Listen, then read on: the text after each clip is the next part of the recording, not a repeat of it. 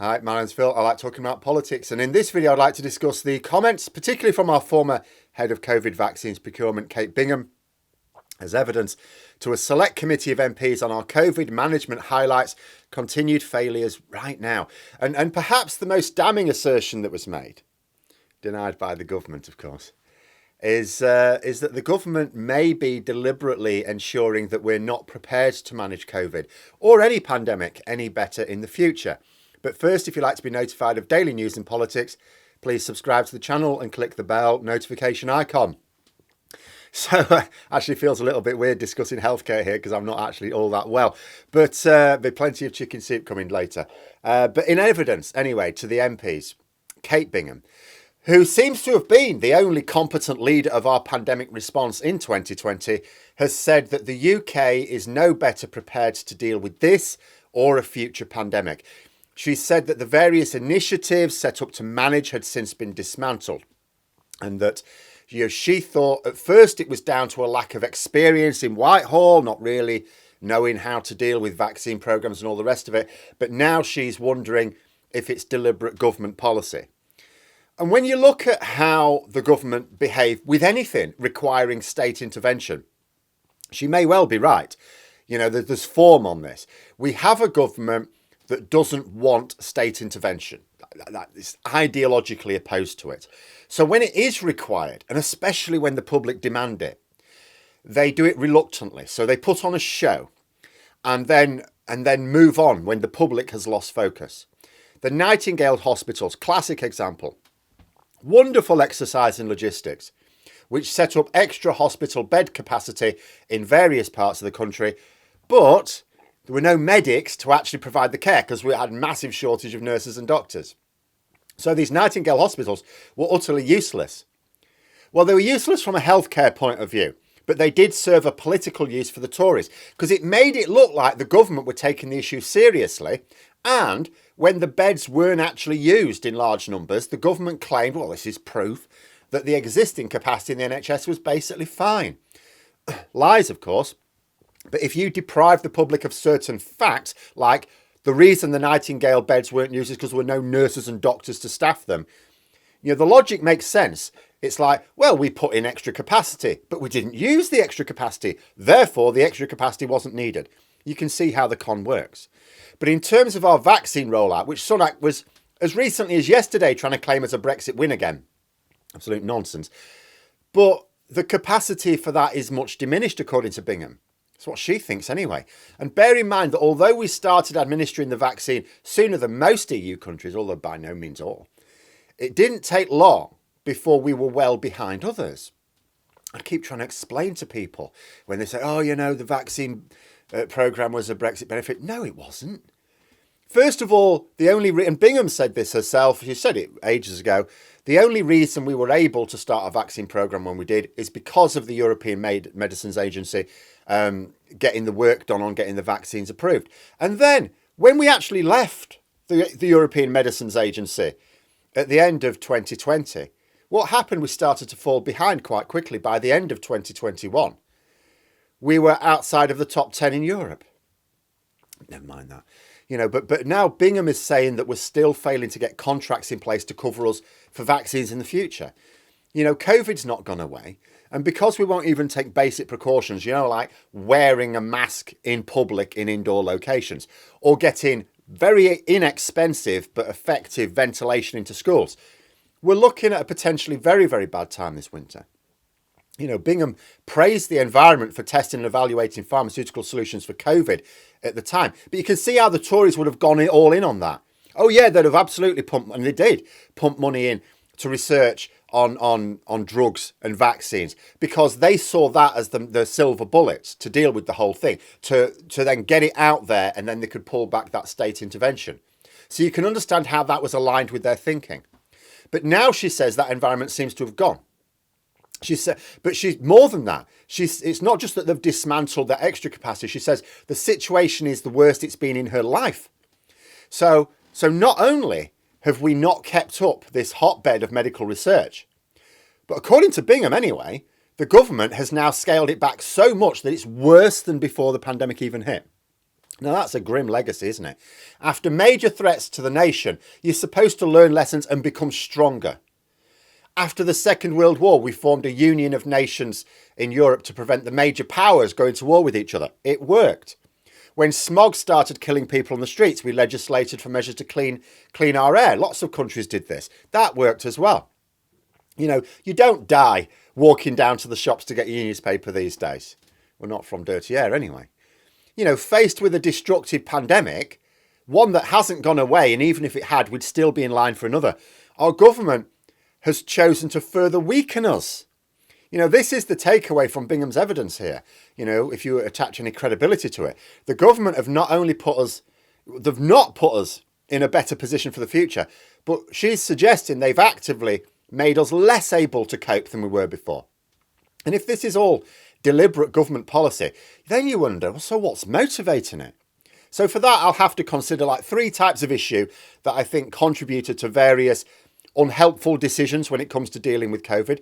Now, the first is, and you can't blame any government for this, particularly in a Western nation, but the first is that some mitigations would have been really hard to get the public to go along with for any length of time.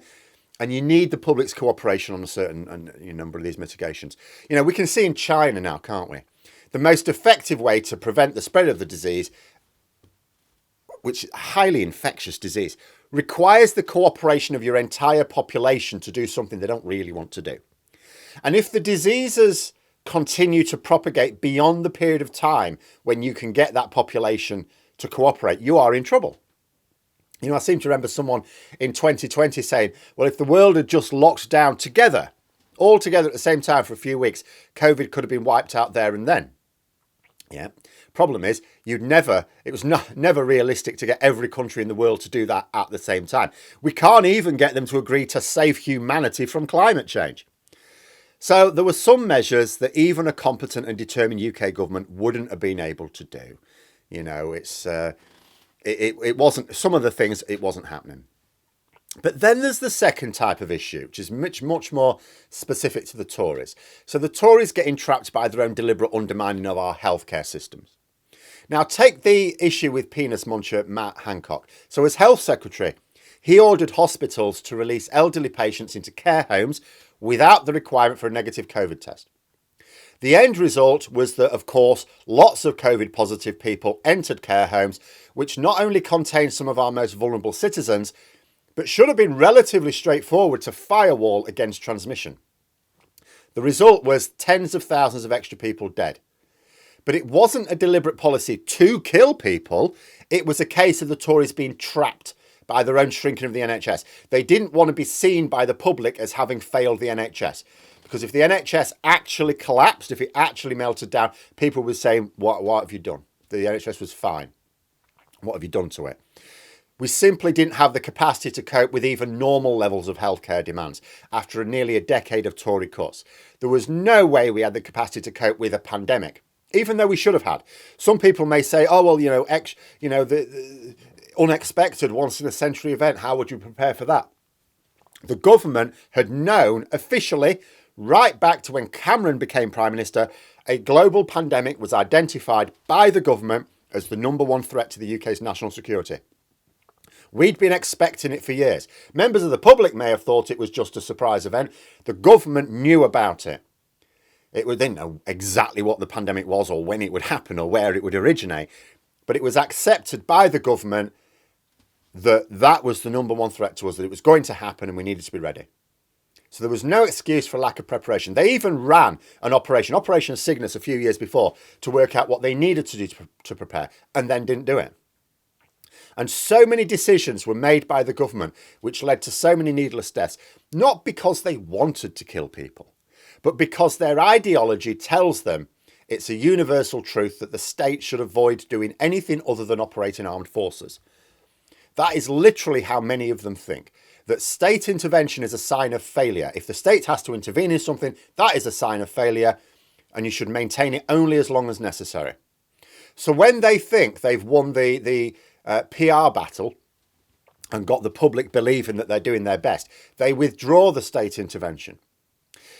Then there's a third type of issue, And that is the sort of mindset that's blighting every aspect of government, an unwillingness to listen to inconvenient truths. Brexit initially drove it. Brexit allowed these sort of politicians to rise to the top of government.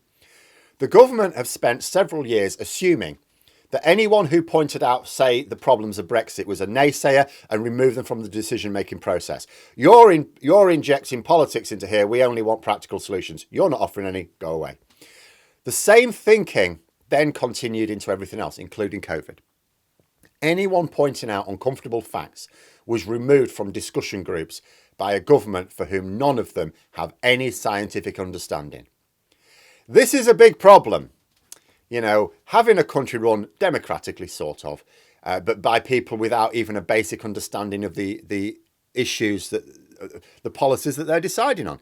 You know, as far as the Tories in government at the time were concerned, Clark's law was everywhere. Every form of science was like magic to them. Johnson even talked in those terms. Vaccines were like magic. Antivirals were like magic. I'll tell you what, we could have done with some magic in conjuring up the nurses he and his Tories spent years chasing out the NHS. And this system of government, obviously it works. It needs to work. We need democratic government, you know, but it does work if the people are intelligent and wise enough to rely upon the advice of experts, to understand you don't need any qualifications to actually run a country. None at all. No knowledge at all. So you need experts who do sort of know what they're doing. But when you've got a government of people who, even now, couldn't accurately describe even what a virus is, several years into a global viral pandemic, you ask them, okay, tell me what a virus actually is then. And they distance themselves from experts because the experts were telling them to adopt policies they didn't want to do. Because again, they have in their head this universal truth that state intervention is a sign of failure. Well, these people are arguing for something that sounds very much like state intervention. So you do that and you end up in a right old mess. So although it was a bit of a surprise to me to hear someone saying that we're actually even more poorly prepared for COVID-19 than we were before we even knew it existed, you can sort of see the way government operates. It would have happened, a combination of attitudes, wanting to diminish, not build up state support, and an aversion to expertise. And during the various inquiries that we're going to be having, and those inquiries, we're going to have different inquiries being ordered for years to come, I think, we're going to hear more about mistakes made, and not just genuine mistakes. I don't mean mistakes born of having to deal with a very urgent global problem that many governments around the world messed up as well. It's like, you know, the governments that actually got it right were still undermined by the governments getting it wrong. It's a global pandemic. We all needed to act together. But we're talking about mistakes here where even you or I could have told they were cocking it up at the time without any hindsight needed at all. And it'll be down to a combination of an aversion to both state intervention and expertise every single time, I reckon. But anyway, there we are. Those are my thoughts. Let me know yours in the comments below. Hope you found the video interesting. If you did, please click the like button if you'd like to support the channel further, the join button for memberships, and until next time, I'll see you later.